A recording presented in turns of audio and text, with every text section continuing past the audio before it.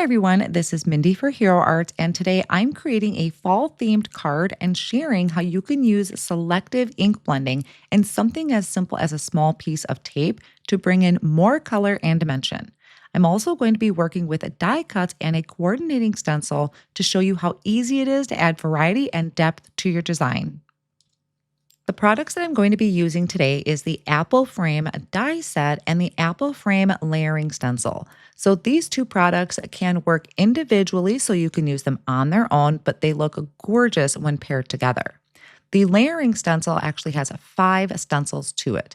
The first layer creates the base color of the apples. The second layer is the detail to the apples. Third layer is the base layer of the leaves.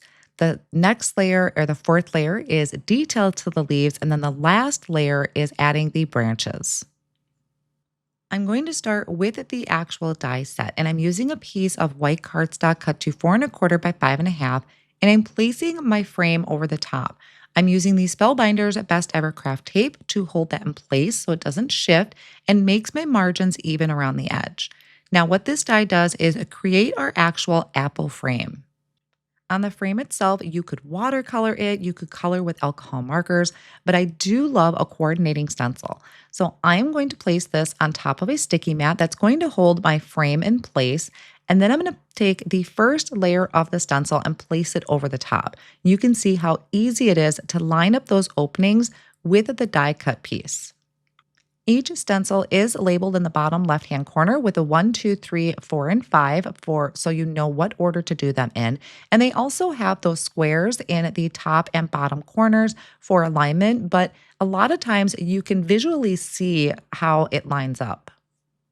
You could do all one color of apple on here, but I wanted to have a mix to really expand the color palette on the front of my card panel. So I'm starting with dandelion ink. I'm going to use something as simple as a piece of Post-it tape, just a small piece, to mask off any areas that are too close together. That way I don't combine the yellow and the green, which you could of course do. It would make a beautiful blend. But if you wanted to keep your apples separate, something as simple as that strip of Post-it tape or a Post-it note would work just as well. For that first layer of the stencil with the apples, I did green hills for the light green. I did dandelion for the light yellow, and then I'm using pale tomato for my red. Another helpful tool is a smaller sized blending brush. So these are just a nice kind of medium sized blending brush, and it's helping me control the area on which I am blending.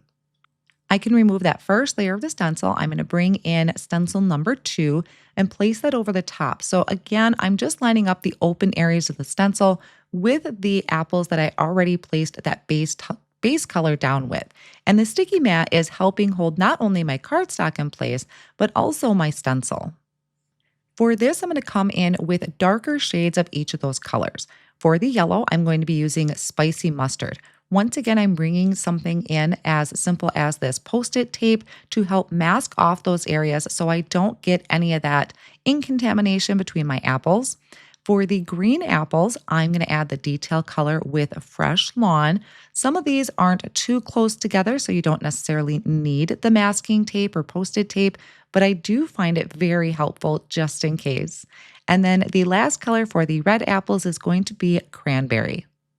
Now, while you could just do all one color apple across your frame, which would look amazing, I think it's also fun to expand that color palette and bring in all different colors of apples.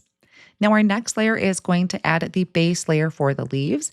For this, I am using moss ink, and I am just going light-handed over those areas. I wanted it to stay fairly light, and I also wanted to make sure that I had a different green than what I already used for my apple. I'll then remove this layer of the stencil. I'm going to bring in my next layer, which is layer number 4.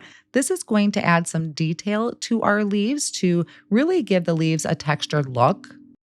And this color is going to be Forever Green. Now, please excuse that white spot on the cover of my ink pad. Just kind of a side note for you, don't try and clean your ink pad covers with rubbing alcohol because that is what's going to happen. Again, I'm just going to ink blend this color all over the open areas of the stencil to add all of that detail to the leaves. And this actually looks good as is. So you could leave those branches just white if you wanted to change up your color scheme a little bit. But I am going to bring in the last layer of the stencil and use a cup of Joe. It's going to be a nice dark brown. Not only is it adding the branches, but it does add a little bit more detail to our leaves. And now we have this beautiful finished panel with all of the different color of apples by doing selective ink blending. Before I add this to a card front, I like to have stacked die cuts to add dimension. So I die cut out two more of those apple frames. I'm going to layer them together with liquid glue. Then I can add some more liquid glue to this and add my colored frame over the top. So this is going to just kind of pop it up from my card front a little bit. That open space right in the center is going to make a perfect spot for our sentiment, but I think it would also make a great shaker card. The sentiment that I picked out comes from the Your Golden stamp set. It has these really nice bold sentiments on there, and I'm going to stamp this on some white cardstock using my intensified black ink. Now, because these letters are a little thicker and bolder, I'm going to stamp this a couple times to make sure I'm getting a really crisp impression. There is also a coordinating die set that die cuts out the sentiments in that set, so I'm lining that up over my stamped sentiment. I'll run that through the die cut machine, and then I die cut it out two more times from white cardstock once again, layering them up with some liquid glue to just give me some stability behind the sentiment and also add that pop of dimension. I have a side folding card base that I created. I'm going to add some liquid glue behind my frame, and then I can place this over the top of my panel. And this is going to measure 4¼ by 5½, so it fits perfectly on an A2 size panel. I'll line that up so it fits my edges perfectly, and then I will just kind of hold that down for a moment or two to make sure it is really adhered down, and then I can come in and add my sentiment in the center. Now, the S on the word thanks was kind of overlapping that one leaf down there, and it kind of made it uneven, so I picked up the leaf a little bit and made it go over the top of the S. Also included in that apple frame die set are some separate flowers that you can die cut out. And there's a couple different sizes. I did kind of the medium size, die cut them out of white cardstock. And then there's some centerpieces, a small and a larger one, that I die cut out of beeswax cardstock. And I added them to the center of my flowers and just placed them around my frame.